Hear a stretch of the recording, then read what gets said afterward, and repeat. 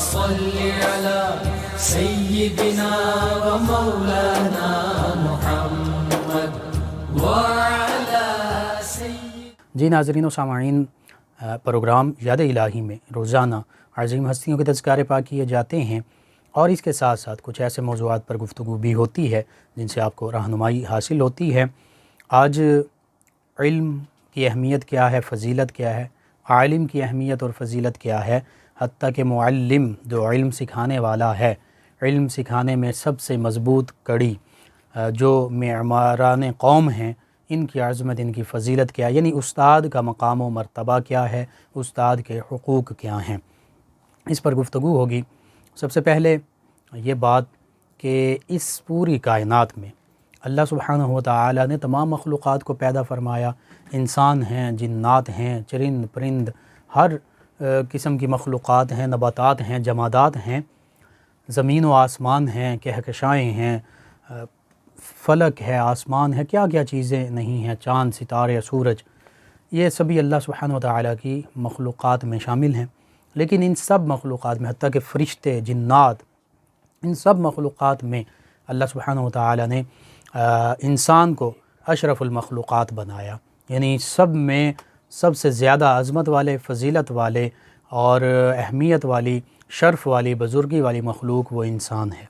اور اس کے شرف کے کئی پہلو ہیں. وَلَقَدْ كَرَّمْنَا بَنِي آدم، بنی آدم کو کرامت کا، عزت کا تاج بخشا، اور اس وجہ سے بخشا، ایک ان میں سے وجہ یہ بھی ہے کہ اللہ سبحانہ و تعالی نے اس انسان کو علم کے شرف سے نوازا. اور وَعَلَّمَ آدَمَ الْأَسْمَاءَ كُلَّهَا، سیدنا آدم علیہ السلام کو تمام چیزوں کے اسماء اور علم سکھایا گیا، حتیٰ کہ فرشتوں سے ان کے بارے میں پوچھا گیا تو فرشتے کوئی جواب نہ دے سکے. سیدنا آدم علیہ السلام سے اللہ رب العزت نے پوچھا، آپ نے ہر چیز کا جواب دیا، ہر چیز کا نام بتایا. اسی طرح تمام انبیاء و مرسلین علیہم الصلاۃ و تسلیم کو خود اللہ سبحانہ و تعالی نے ہر قسم کے علوم سے بہرور فرمایا. اور پھر نبی رحمت صلی اللہ علیہ وآلہ وسلم کی عظمت اور شان پر قربان جائیے کہ آپ کے بارے میں فرمایا وَعَلَّمَكَ مَا لَمْ تَكُنْ تَعْلَمْ وَكَانَ فَضْلُ اللَّهِ عَلَيْكَ عَظِيمًا. کہ میرے پیارے حبیب صلی اللہ علیہ وآلہ وسلم، آپ کو وہ علوم سکھا دیے جو آپ نہیں جانتے تھے. یعنی جس ہستی کو سکھانے والا خود اللہ رب العزت ہو، اور اللہ رب العزت کے پاس جو علوم ہیں، جو عالم الغیب ہے، ذاتی طور پر ہر چیز کا علم رکھنے والا ہے، تو وہ اللہ رب العزت اپنے حبیب مکرم صلی اللہ علیہ وآلہ وسلم کو جب یوں فرما رہا ہے کہ اے میرے حبیب، ہم نے آپ کو وہ کچھ بھی سکھا دیا جو آپ نہیں جانتے تھے، وہ علوم سکھا دیے جو آپ نہیں جانتے تھے. تو اگر اللہ رب العزت علوم سکھانے والا ہو اور اللہ کے پیارے حبیب صلی اللہ علیہ وآلہ وسلم ان علوم کو سیکھنے والے، جاننے والے ہوں، تو پھر ہم یہ اندازہ نہیں لگا سکتے کہ ان علوم کی انتہا کیا ہوگی، اور اللہ رب العزت نے اپنے حبیب مکرم صلی اللہ علیہ وآلہ وسلم کو کن کن علوم سے نوازا ہوگا. اسی لیے ساتھ فرما دیا وَكَانَ فَضْلُ اللَّهِ عَلَيْكَ عَظِيمًا. اے میرے حبیب صلی اللہ علیہ وآلہ وسلم، یہ آپ پر اللہ کا فضل عظیم ہے. اگر فضل میں سے اللہ کے فضل میں سے تھوڑا سا حصہ ملے تو وہ آصف بن برخیہ علیہ الرحمہ، ان جیسی ہستی کہ انہیں اتنا علم ہے کہ وہ ہزاروں میل کی مسافت سے ملکہ بلقیس کا تخت جو ہے وہ پلک جھپکنے سے پہلے حاضر کر دیتے ہیں. یہ ھذا من فضل ربی، وہ فرماتے ہیں کہ مجھ پر اللہ کے فضل میں سے کچھ تھوڑا سا فضل ہے، فضل ربی میں سے یہ کچھ حصہ ہے. اگر اس کچھ حصے کا اظہار یوں ہو رہا ہے، وہ علم اتنا ہے کہ وہ اتنی دور مسافت سے اس تخت کو دیکھ بھی رہے ہیں، ملاحظہ بھی کر رہے ہیں، اور اتنے علوم اور اتنی طاقت رکھتے ہیں کہ پلک جھپکنے سے پہلے وہ تخت سیدنا سلیمان علیہ السلام کی بارگاہ میں حاضر بھی کر دیتے ہیں. تو اس ہستی کی عظمت اور شان کیا ہوگی جو ہمارے پیارے آقا و مولا صلی اللہ علیہ وآلہ وسلم ہیں، کہ جن کے علوم کے بارے میں اللہ سبحانہ و تعالی فرما رہا ہے وَكَانَ فَضْلُ اللَّهِ عَلَيْكَ عَظِيمًا. آپ پر فضل عظیم ہے. اگر فضل ربی میں سے تھوڑا سا حصہ ہو تو آصف بن برخیہ علیہ الرحمہ، ان کا علم ہمارے سامنے کہ عام کسی بھی بڑے سے بڑے سائنٹسٹ کا علم وہاں تک نہیں پہنچ سکتا، بڑے سے بڑے عالم کا علم نہیں پہنچ رہا، تو پھر نبی رحمت صلی اللہ علیہ وآلہ وسلم کے علم کی عظمت اور مقام کیا ہوگا، وہ ہماری ناقص عقل اور فہم میں آنے والا ہی نہیں. بہرحال نبی رحمت صلی اللہ علیہ وآلہ وسلم خود بھی فرماتے ہیں انما بعثت معلما، مجھے معلم، مجھے استاد، مجھے سکھانے والا بنا کر بھیجا گیا. اور نبی رحمت صلی اللہ علیہ وآلہ وسلم کو کس نے سکھایا؟ الرحمن علم القرآن خلق الانسان علمہ البیان، فرمایا وہ رحمان ہے، وہ خدائے مہربان ہے جس نے قرآن کی تعلیم دی اپنے حبیب مکرم صلی اللہ علیہ وآلہ وسلم کو سب سے پہلے قرآن کا علم دیا، تعلیم دی، اور پھر فرمایا خالق الانسان، اللہ سبحانہ وتعالی نے انسان کو پیدا فرمایا اور علمہ البیان، اسے بیان کرنے کا، گفتگو کرنے کا ڈھنگ اور طریقہ سکھایا۔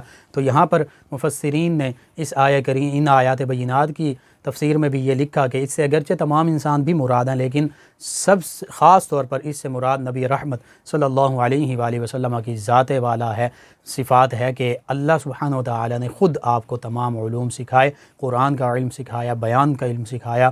تو یوں نبی کریم صلی اللہ علیہ وآلہ وسلم کے تصدق سے یہ تمام علوم، اور اس میں نہ صرف قرآن، تفسیر، اصول تفسیر، حدیث، اصول حدیث، فقہ، اصول فقہ، منطق، فلسفہ، بلاغت، علم الفرائض، علم الاحکام، کتنے علوم ہیں، حیات ہے، دینی علوم جن کو بظاہر ہم کہتے ہیں صرف ہے، نحو ہے، تو یہ علوم نہ صرف یہ علوم بلکہ ان کے ساتھ ساتھ جتنے بھی جن کو آج ہم دنیاوی علوم کہتے ہیں، اگرچہ یہ دنیاوی اس حوالے سے ہم کہہ دیتے ہیں کہ جدید علوم ہیں، حقیقت میں یہ تمام علوم بھی قرآن مجید فرقان حمید ہی سے اخذ کیے گئے ہیں، چاہے وہ فزکس ہو، چاہے وہ میٹا فزکس ہو، چاہے وہ کیمسٹری ہو، چاہے وہ بائیو کیمسٹری ہو، چاہے وہ بیالوجی ہو، چاہے وہ جیولوجی ہو، چاہے وہ اسٹرولوجی ہو، کوئی بھی علم ہو، میتھمیٹکس ہو، سبھی اکنامکس ہو، کوئی بھی علم ہے تو اس کی بنیاد قرآن و حدیث ہی ہے، اس کی بنیاد اللہ اور اس کے پیارے حبیب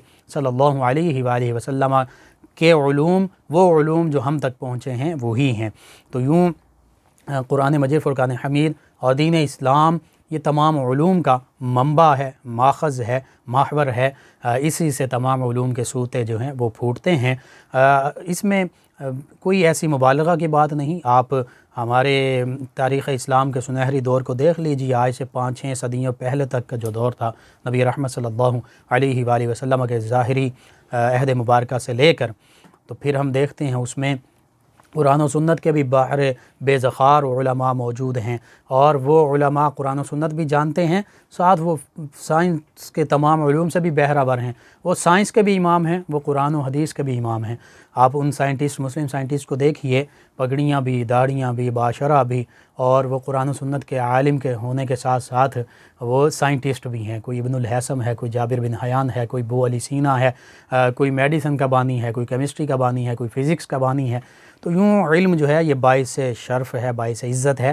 ہاں، ہم نے آج علم کو مختلف خانوں میں تقسیم کر لیا کہ یہ دنیاوی علوم ہیں یا دینی علوم ہیں، حقیقت یہ ہے کہ ان تمام علوم کو اکٹھے حاصل کرنا چاہیے۔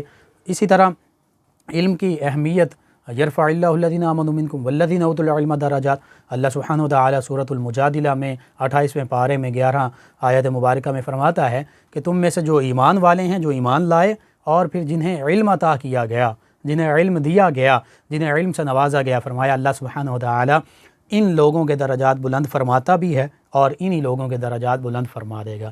تو یوں عالم کا، استاد کا مقام و مرتبہ دین اسلام کی روشنی میں، قرآن و سنت کی روشنی میں بہت بلند ہے۔ نبی رحمت صلی اللہ علیہ وآلہ وسلم اپنے آپ کو معلم فرما رہے ہیں، تو پھر معلم یعنی استاد ہونا یہ پیغمبری پیشہ ہے، یہ پیغمبروں کی سنت ہے، اور یہ پیغمبروں کے طریقے پر چلنا ہے، ان کے نقش قدم پر چلنا ہے۔ تو یوں یہ بہت معزز ایک پیشہ بھی ہے، پروفیشن بھی ہے، اور یہ بہت معزز ایک عہدہ بھی ہے۔ استاد کا مقام جو ہے یہ اتنا بلند ہے کہ والدین ہمیں آسمان سے زمین پر لاتے ہیں، لیکن اساتذہ ہمیں زمین کی پستیوں سے نکال کر آسمان کی رفعتوں تک پہنچا دیتے ہیں۔ یہ استاد کا مقام ہے، اور اگر استاد جو ہے وہ قرآن و سنت کا عالم بھی ہو، اور وہ جو حقیقی علوم ہیں اور جنہیں فرض فرمایا گیا، فرض عین فرمایا گیا، جو علوم ہیں وہ فقہ یعنی دینی علوم حاصل کرنا، جن معاملات کی ہمیں اپنی زندگی میں ضرورت پڑتی ہے، حج، نماز، روزہ، زکوٰۃ، اسی طرح توحید و رسالت کے معاملات، عقائد ہوں، اس کے بعد احکامات ہوں، یا پھر دیگر معاملات ہوں، ان سب کا علم حاصل کرنا، کوئی نکاح کسی کا قریب ہے، نکاح ہونا ہے، بالغ نوجوان ہے لڑکا ہے لڑکی تو بلوغت کے احکام کیا ہیں یہ اس پر سیکھنا جاننا فرض ہے۔ اگر نکاح اور شادی کے معاملات ہیں تو پھر نکاح، طلاق، شادی کے معاملات ان کو سیکھنا فرض ہے۔ اسی طرح اگر کوئی تاجر ہے، تجارت کر رہا ہے، کرنا چاہتا ہے تو تجارت کے احکام کہ قرآن و سنت فقہ کی روشنی میں کیا احکام ہیں ان کو سیکھنا یہ فرض ہے۔ تو یوں ہی جیسے جیسے زندگی کے جن جن شعبوں میں جن جن معاملات سے واسطہ پڑتا ہے، عبادات بحیثیت مسلمان کر رہا ہے تو عبادات کے احکام سیکھنا فرض ہیں، تو یہ فرض علوم میں شامل ہے۔ اسی طرح دیگر اور فرض علوم بھی وہ کہ جو فرض عین ہیں جن کا سیکھنا ضروری ہے، اور پھر کچھ ایسے بھی فرض علوم ہیں جو فرض کفایہ بنتے ہیں، جس کے بارے میں علماء فقہا نے یہی کہا کہ دیگر جو علوم جن کو ہم آج عام طور پر دنیاوی علوم کہہ رہے ہوتے ہیں تو یہ ان کو فرض کفایہ کہا جا سکتا ہے کہ یہ بھی ضروری ہیں ایک امت مسلمہ، ایک مملکت اسلامی ریاست کے لیے کہ وہ اپنی جو مادی ضروریات ہیں ان کو بھی پورا کر سکیں۔ تو اس لیے اسلام نے کہیں بھی روک ٹوک نہیں، پابندی نہیں لگائی۔ اسلام میں علم کی بہت زیادہ عظمت ہے۔ اقرأ بسم ربک الذی خلق، سب سے پہلی وحی جو ہے وہی علم ہی کی عظمت کو ظاہر کر رہی ہے۔ اور پھر عالم کا مقام، استاد کا مقام کیا ہے؟ قل هل یستوی الذین یعلمون والذین لا یعلمون، فرمایا کہ کیا جاننے والے یعنی علماء، اساتذہ، یہ اور نہ جاننے والے کیا یہ برابر ہو سکتے ہیں؟ نہیں برابر ہو سکتے۔ اسی طرح ایک مقام پر یہ بھی فرما دیا فاسألوا اہل الذکر ان کنتم لا تعلمون، کہ تم اہل ذکر سے جو جاننے والے ہیں، جو نصیحت والے ہیں، ذکر قرآن کو بھی کہتے ہیں، جو قرآن کا علم رکھنے والے ہیں، ان سے پوچھو اگر تم نہیں جانتے۔ یعنی اگر کوئی بھی کسی چیز کے بارے میں تمہیں علم نہیں ہے تو تم پھر جو علم والے ہیں، جو عالم ہیں، جو اساتذہ ہیں، جو معلم ہیں، جو علم سکھانے والے ہیں، ان سے علم حاصل کرو۔ اور نبی رحمت صلی اللہ علیہ وآلہ وسلم کا ایک فرمان مبارکہ، اس کا مفہوم بھی کچھ اس طرح کہ فرمایا یا تو عالم بنو، یعنی علم حاصل کر لیا تم نے، علم حاصل کرنے والے بنو، عالم بن جاؤ، استاد بن جاؤ، سکھانے والے بن جاؤ، یا پھر متعلم بن جاؤ، علم سیکھنے والے بن جاؤ، عالم کے ساتھ استاد کے پاس بیٹھنے والے بن جاؤ، یا پھر فرمایا کہ ان سے محبت کرنے والے بن جاؤ، تیسری چیز، یا ان کے جو وہ فرماتے ہیں اس پر عمل کرنے والے بن جاؤ، ان کے قریب بیٹھنے والے بن جاؤ۔ یہ چار چیزوں کے ارشاد فرمایا، اور فرمایا پانچواں نہ بننا ورنہ تم ہلاک ہو جاؤ گے۔ تو یہ عالم کی، یہ استاد کی عظمت اور رفعت اور مقام ہے کہ یا تو عالم بن جائے بندہ، علم جو ہے وہ حاصل کر لے، اور اس کے لیے بھی استاد کے پاس جانا پڑے گا، یا پھر ان کے پاس علم سیکھنے والا متعلم بن جائے، یا ان سے محبت کرنے والا بن جائے، یا ان کی باتوں پر غور کرنے والا، ان کے پاس بیٹھنے والا بن جائے۔ فرمایا ان کے علاوہ پانچواں مت بننا ورنہ تم ہلاک ہو جاؤ گے۔ تو یہ مقام ہے استاد کا، یہ عظمت، یہ شان ہے۔ سیدنا علی المرتضیٰ کرم اللہ وجہ الکریم نے تو یہاں تک ارشاد فرما دیا تھا کہ جس نے مجھے ایک حرف، ایک لفظ یا ایک حرف بھی پڑھا دیا وہ میرا استاد ہے اور وہ میرا آقا ہے، اب میں اس کا غلام ہوں، وہ جو چاہے مجھے بیچ دے، چاہے مجھ سے جو کام لے، جو مجھے حکم دے میں وہ پورا کروں گا۔ تو یہ استاد کی عظمت ہے، یہ مقام ہے، یہ رفعت ہے جو قرآن و سنت نے استاد کو عطا فرمائی ہے۔ اللہم صلی علی سیدنا و مولانا محمد وعلی سید۔ آپ سماعت فرما رہے ہیں پروگرام یاد الہی، استاد کا مقام و مرتبہ۔ قرآن و سنت کی روشنی میں استاد کا مقام و مرتبہ بہت بلند ہے۔ استاد وہ ہے جو ہمیں سکھاتا ہے، جو ہمیں زندگی گزارنے کا ڈھنگ سکھاتا ہے، جو ہمیں کتاب پڑھنے کا سلیقہ سکھاتا ہے، جو ہماری ہر معاملے میں رہنمائی کرتا ہے، وہ استاد ہے۔ اور استاد اب دینی معاملات میں جو استاد ہیں وہ علماء کرام ہی ہیں، اور اس کے علاوہ بھی دیگر علوم میں مختلف ہمارے اساتذہ کرام ہوتے ہیں، حتیٰ کہ اگر کوئی فن، کوئی ہنر سیکھنا چاہتا ہے تو اس کا بھی ایک استاد ہوتا ہے۔ تو کوئی بھی ہنر، کوئی بھی فن، کوئی بھی علم سیکھنا ہے تو استاد کے بغیر نہیں ہوتا۔ حتیٰ کہ ہمارے معاشرے میں ایک یہ بات مشہور ہے کہ اگر کوئی غلط کام کرے، اسے کام صحیح نہ آتا تو کہتے ہیں یہ بے استادہ ہے، یہ اس نے کسی سے سیکھا نہیں ہے، یہ خود ہی اٹکل پچو طریقہ جو ہے وہ چلا رہا ہے۔ بہرحال اور یہ ہر فیلڈ میں تقریباً اس طرح کے لوگ بھی مل جاتے ہیں۔ جیسے اگر میڈیکل کی بات کریں، میڈیسن کی بات کریں، میڈیکل فیلڈ کی بات کریں تو عطائی ڈاکٹر ہوتے ہیں، کویکس ہوتے ہیں، اسی طرح ہر فیلڈ میں۔ بہرحال جس نے استاد کے سامنے زانو تلمذ طے کیے ہوں استاد کا ادب احترام کیا ہو اور استاد سے صحیح معنوں میں علم حاصل کیا ہو، وہ پھر زندگی کے کسی میدان میں بھی مار نہیں کھاتا۔ استاد کا مقام و مرتبہ اس سے بڑھ کر کیا ہوگا کہ روحانی باپ ہیں، یہ روحانی والدین ہیں، اور ان کا ادب احترام اپنے سگے ماں باپ سے بھی بڑھ کر ہے۔ اور اسی طرح جو قومیں معماران قوم، اور یہ معمار قوم ہے، یہ لفظ چھوٹا سا ہے معمار قوم، لیکن اس کی بہت زیادہ وسعت ہے، گہرائی ہے، اس پر غور کیجئے۔ ہم کہتے ہیں کہ ہماری جو نوجوان نسل ہے وہ ہمارے مستقبل کا سرمایہ ہے، یعنی ہمارے آنے والے مستقبل کی انہوں نے باغ دوڑ سنبھالنی ہے، تو پھر اس سرمایہ کی تعمیر کون کر رہا ہے، اس کے معمار کون ہیں؟ وہ یہ اساتذہ کرام ہیں۔ تو اگر مستقبل کا سرمایہ جو ہے، ہم ایسٹ جو ہے مستقبل کے لیے لگا رہے ہیں، اس کو تیار کر رہے ہیں، ہم کوئی بلڈنگ بناتے ہیں، ہم کوئی بھی کام کرتے ہیں، اس پر ایک سرمایہ لگاتے ہیں، پیسہ لگاتے ہیں، کوئی کاروبار کرتے ہیں، تو کوشش یہی ہوتی ہے کہ وہ اچھے طریقے سے لگایا جائے تاکہ اس سے ہمیں فائدہ اور نفع حاصل ہو۔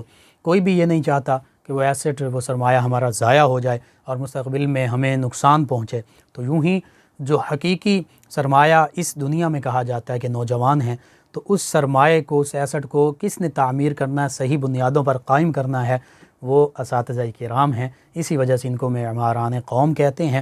اگر اساتذہ کرام ان کا اپنا اخلاق، کردار، ان کا علم دینے کا طریقہ جو ہے وہ بہتر ہو، اب یہ اساتذہ کے فرائض میں بھی چیزیں شامل ہیں، تو پھر اسٹوڈنٹ جو ہے وہ واقعتاً مستقبل کا سرمایہ بنتے ہیں۔ حتیٰ کہ اساتذہ کرام جو ہیں انہی سے شاگرد پہچانے جاتے ہیں۔ عام طور پر یہ بھی دیکھا جاتا ہے کہ شاگرد کو دیکھتے ہیں کہ شاگرد کا کام کیسا ہے، اس کا علم کیسا ہے، تو شاگرد کو دیکھ کر ہی یہ اندازہ لگا لیا جاتا ہے کہ اس کا استاد کیسا ہوگا کہ جس نے اس کو یہ علم سکھایا ہے اور یہ رنگ ڈھنگ، یہ طریقہ، یہ سلیقہ، یہ زندگی گزارنے کا ہنر جو ہے یہ سکھایا ہے۔ تو اس لیے شاگرد جو ہے وہ استاد ہی کا عکس ہوتا ہے۔ اور استاد کی عظمت اور شان جو معلم کی، استاد کی، سکھانے والی کے قرآن مجید فرقان حمید سے بھی بیان کی۔ احادیث مبارکہ میں بھی سیدنا جابر بن عبداللہ رضی اللہ عنہ یہ روایت کرتے ہیں کہ نبی کریم رؤوف الرحیم علیہ الصلاۃ والتسلیم نے ارشاد فرمایا کہ اللہ تعالیٰ نے مجھے مشکلات میں ڈالنے اور سختی کرنے والے بنا کر نہیں بھیجا، بلکہ مجھے معلم یعنی سکھانے والا اور آسانی کرنے والا بنا کر بھیجا ہے۔ یعنی استاد کا یہ کام یہ بھی ہے کہ وہ آسانیاں سکھائے، آسانی کے ساتھ، اچھے طریقے کے ساتھ اپنے اسٹوڈنٹس کو تعلیم دے اور مشکلات پیدا نہ کرے۔ اسی طرح استاد کی شان میں یہ بھی ہے، نبی کریم صلی اللہ علیہ وآلہ وسلم نے جو فرمایا کہ وہ ہم میں سے نہیں جو چھوٹوں سے شفقت سے پیش نہ آئے، بڑوں سے ادب احترام سے پیش نہ آئے، اور پھر فرمایا کہ وہ بھی ہم میں سے نہیں جو ہمارے عالم کا حق نہ پہچانے۔ عالم جو ہیں وہ استاد بھی ہیں۔ تو یوں ہی عالم سے مراد کسی بھی علم کا جاننے والا ہو سکتا ہے، لیکن عام طور پر اس سے مراد قرآن و سنت کا جاننے والا ہم لیتے ہیں۔ تو یوں ہی اپنے اساتذہ کا احترام وہ بھی اس میں شامل ہے کہ اگر کوئی اپنے اساتذہ کا احترام نہیں کرتا اور حق نہیں پہچانتا تو نبی کریم صلی اللہ علیہ وآلہ وسلم فرما رہے ہیں کہ پھر وہ ہم میں سے نہیں، ہماری امت میں سے نہیں۔ اسی طرح یہ جو کہا جاتا ہے بالکل درست ہے، با ادب با نصیب، بے ادب بے نصیب، کہ جو با ادب ہوتا ہے والدین کا، اساتذہ کا، معلمین کا، علماء کا، فرمایا کہ وہ پھر با نصیب ہوتا ہے، اس کا نصیب اچھا ہوتا ہے، اور جو بے ادب ہوتا ہے وہ بے نصیب ہوتا ہے۔ اگر کوئی بے ادب ہے اپنے والدین کا، اساتذہ کا، معلمین کا، علماء کا، اور خصوصاً علماء حق کا، تو پھر فرمایا کہ وہ بے نصیب ہے، اس کی یہ زندگی جو ہے وہ اچھے نصیب والی نہیں ہے۔ تو یوں ہی اساتذہ ہوں، علماء ہوں، چاہے کسی بھی شعبے کے ہمارے اساتذہ ہوں، ان کا ادب احترام کرنا ہم پر واجب ہے، ضروری ہے۔ اور اساتذہ کے ادب احترام کرنے میں یہ ساری چیزیں شامل ہیں کہ ہم دل و جان سے ان کا ادب کریں۔ آج ہمارے معاشرے کا یہ المیہ ہے کہ بعض جگہوں پر، بعض اوقات یونیورسٹیز، کالجز میں، اسکولز میں بچے جو ہیں، اسٹوڈنٹس جو ہیں، وہ اپنے اساتذہ پر ہوٹنگ بھی کر دیتے ہیں، بعض اوقات نقلیں اتارتے ہیں، اساتذہ کے مختلف نام جو ہیں وہ بگاڑ کر رکھے ہوئے ہوتے ہیں۔ تو اس طرح کی چیزیں جو ہیں یہ بالکل ایک اسٹوڈنٹ کے مقام کے بھی برعکس ہیں، تہذیب کے بھی برعکس ہیں، حتیٰ کہ استاد کے مقام اور مرتبہ کہ یہ چیزیں شایان شان نہیں ہیں، ان کو ہم نے دیکھنا ہے۔ وہ غالباً اکبر الآبادی یا علامہ اقبال علیہ رحمہ کا شعر، اس کا کچھ مفہوم اس طرح کہ خدمت استاد کے عوض دل یہ چاہتا ہے کہ دل پیش کیجئے، اور پھر آگے کچھ اس طرح کہا گیا کہ آج کا دور میں یوں معاملہ ہوا کہ پس جو اسٹوڈنٹ ہے، طالب علم ہے، وہ یوں کہتا ہے پس از سبق کہ آپ اپنا بل پیش کیجئے، کہ استاد سے وہ یہ کہہ رہا ہوتا ہے کہ سر آپ اپنا بل پیش کیجئے، آپ کی فیس کتنی ہے۔ اگرچہ وہ ان کا حق ہے، لیکن اس کو ایک یوں سمجھ لیا جاتا ہے کہ جیسے ہم استاد پر کوئی احسان کر رہے ہیں، اس کو پے کر رہے ہیں۔ تو یہ چیزیں جو ہیں آج سے پہلے ہم دیکھتے ہیں، اپنے بزرگوں کو دیکھتے ہیں تو وہ اساتذہ کا بہت زیادہ احترام کیا کرتے تھے، حتیٰ کہ پڑھنے کے بعد بھی، وہ پڑھنے کی عمر گزر گئی، اسکول کالج کی، مدرسے کی عمر گزر گئی، تو اس کے بعد بھی اپنے اساتذہ کا نام بڑے احترام سے لیا کرتے۔ اگر اساتذہ سے کہیں ملاقات ہوتی تو بڑے ادب سے ملتے، حتیٰ کہ ہاتھوں پر بوسہ دیا کرتے۔ تو یہ روایات ہمارے مسلمانوں کی تھیں کہ استاد کا یوں ادب احترام کیا جاتا تھا، یوں ان کے ادب احترام اور وقار کو، عزت کو اپنے مد نظر رکھا جاتا تھا۔ لیکن آج کا ہمارا ایک المیہ یہ بھی ہے کہ والدین بھی، بحیثیت والدین ہم اپنی اولاد کی تربیت کرنے سے قاصر ہیں، کہ بہت سی جگہوں پر ہم ہمارے اندر کمیاں ہیں، کوتاہیاں ہیں، ہم کوتاہی کر دیتے ہیں۔ بچوں کے لیے والدین کے پاس وقت نہیں ہے، حتیٰ کہ بعض اوقات اساتذہ میں بھی یہ کمی پائی جاتی ہے کہ وہ تعلیم تو دے رہے ہوتے ہیں لیکن بچوں کو وہ تربیت نہیں دے رہے ہوتے، ان کی تربیت نہیں کر رہے ہوتے۔ تو یہ تعلیم اور تربیت دونوں لازم و ملزوم ہیں۔ جہاں ہم بچوں کو کوئی علم سکھا رہے ہیں، تعلیم دے رہے ہیں، وہیں پر ان کی تربیت بھی ضروری ہے۔ انہیں یہ بتانا ہے کہ بڑوں کا ادب کیسے کرنا ہے، اساتذہ کا ادب کیسے کرنا ہے، چھوٹوں سے شفقت کیسے کرنی ہے، بڑوں سے گفتگو کیسے کرنی ہے۔ تو یہ ساری چیزیں ہم نے مد نظر رکھنی ہیں۔ ناظرین و سامعین، استاد کا مقام بہت بلند ہے۔ ارسطو نے بھی کہا تھا کہ میرے استاد جو ہیں، والدین نے زمین پر مجھے لائے ہیں، تو استاد جو ہیں جنہوں نے آسمان کی بلندیوں تک مجھے پہنچا دیا، ثریا کی بلندیوں تک پہنچا دیا ہے۔ اللہم صلی علی سیدنا و مولانا محمد وعلی سید۔ ناظرین و سامعین، اس دوران ہمیں جوائن کیا خادم حسین صاحب نے، کہتے ہیں السلام علیکم۔ جی وعلیکم السلام۔ کاروبار میں رکاوٹ سے بچنے کے لیے وظیفہ پوچھا ہے۔ جی آپ یا رزاقو کا کثرت سے ورد کریں۔ اگر صبح سحری کے وقت، فجر کے وقت، فجر کے بعد 10,000 مرتبہ روزانہ پڑھ لیں تو انشاءاللہ اللہ سبحانہ وتعالی رزق عطا فرمانے والا، رزق میں برکتیں عطا فرمائے گا۔ اس کے علاوہ سورۃ الکوثر آپ کثرت سے پڑھیے، اس میں کثرت ہی کثرت ہے، اس میں برکتیں ہی برکتیں ہیں۔ اور ایک ہمارے لسنر تہجد کی، انہوں نے پوچھا کم از کم رکعتیں۔ جی 2 بھی پڑھی جا سکتی ہیں، 4 بھی پڑھی جا سکتی ہیں، اس کے بعد 8 بھی پڑھی جا سکتی ہیں۔ نبی رحمت صلی اللہ علیہ وآلہ وسلم عام طور پر 8 پڑھا کرتے تھے، 7 3 وطر، اور یوں یہ 11 رکعات پورا سال نبی کریم صلی اللہ علیہ وآلہ وسلم کا معمول مبارکہ تھا۔ شفقت علی صاحب ہیں، کہتے ہیں السلام علیکم، پروگرام بہت اچھا۔ جی وعلیکم السلام، شکریہ۔ فطرانہ انہوں نے پوچھا کتنا بنتا ہے؟ جی 2 کلو گندم کے برابر بنتا ہے، تو یہ تقریباً 125 روپے بن رہا ہے۔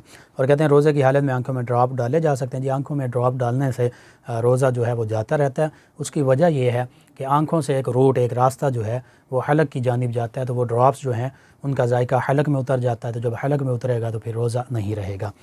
افتخار ڈوگر صاحب ہیں، انہوں نے ہمیں جوائن کیا، کہتے ہیں السلام علیکم۔ جی وعلیکم السلام، کہتے ہیں آپ کا پروگرام بہت اچھا، جی شکریہ آپ کا۔ اور ہماری ایک اور لسنر ہیں، انہوں نے کہا کہتے ہیں لقمان بھائی میرا رشتہ ہوا ہے لیکن کچھ رکاوٹیں ہیں، ان کے بارے میں کوئی وظیفہ بتا دیں۔ جی اللہ تعالیٰ بہتری فرمائے گا۔ وظیفہ یہ ہے کہ آپ سورۃ آل عمران، اس کی آیت مبارکہ 9، اس کو کثرت سے پڑھیں، اور جمعۃ المبارک کے دن 313 مرتبہ پڑھیں، اول آخر 11 مرتبہ درود پاک پڑھیں، اور اس کے ساتھ ساتھ آپ یا مسبب الاسباب اور درود پاک، ان 2 چیزوں کی کثرت کریں۔ اللہ کے حبیب صلی اللہ علیہ وآلہ وسلم کے تصدق سے دعا مانگیں، انشاءاللہ اللہ تعالیٰ ہی مسبب الاسباب ہے، بہتری فرما دے گا۔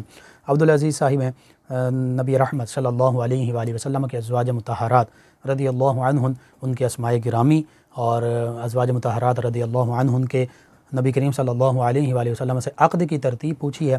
جی میں عرض کر دیتا ہوں، سب سے پہلے ام المومنین سیدہ خدیجہ الکبریٰ سلام اللہ علیہا، پھر ام المومنین سیدہ سودا رضی اللہ عنہا، پھر ام المومنین سیدہ عائشہ صدیقہ رضی اللہ عنہا، پھر ام المومنین سیدہ حفصہ رضی اللہ تعالی عنہا، اور پھر ام المومنین سیدہ زینب بنت خزیمہ رضی اللہ عنہا، اور پھر ام المومنین سیدہ ام سلمہ رضی اللہ عنہا، ام المومنین سیدہ زینب بنت جحش رضی اللہ عنہا، ام المومنین سیدہ جویریہ رضی اللہ عنہا، ام المومنین سیدہ صفیہ رضی اللہ عنہا، ام المومنین سیدہ میمونہ رضی اللہ تعالی عنہا، یہ ترتیب ہے۔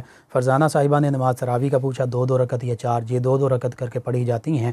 آپ تمام لسنرز کا بہت شکریہ کہ آپ پروگرام کو پسند بھی کرتے ہیں، اپنے فیڈ بیک سے بھی آگاہ کرتے ہیں۔ آپ اپنے سوالات کے جوابات جاننے سننے کے لیے یوٹیوب چینل یاد الہی یعنی YAAD_ILAHI یوٹیوب چینل یاد الہی کو سبسکرائب کیجئے، لائک کیجئے، کمنٹس کیجئے۔ پروگرام کا وقت ختم ہو جاتا ہے، انشاءاللہ کل صبح 11 بجے ایک مرتبہ پھر آپ سے ملاقات ہوگی۔ پروگرام یاد الہی میں اپنے میزبان محمد لقمان رضا اور ہماری ٹیم کو اجازت دیجیے۔ اللہ نگہبان۔ اللهم صل على سيدنا ومولانا محمد